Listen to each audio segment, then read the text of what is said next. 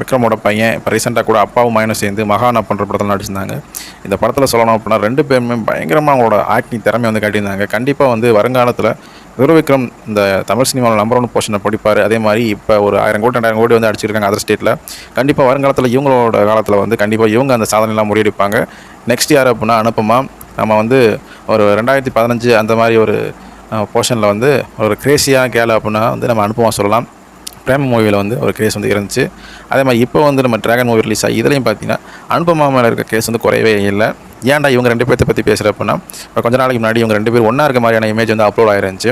இது வந்து யாரோ வந்து அப்லோட் பண்ணல, இவங்க 2 பேர் சேர்ந்து முடிவு பண்ணி தான் அந்த அப்லோட் பண்ணியிருக்காங்க.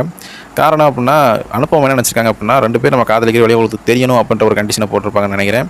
இந்த நிபந்தனை காரணமாக தான் வந்து நம்ம விக்ரம் வந்து இந்த இமேஜ் வந்து வெளியே அப்லோட் பண்ணியிருக்காரு.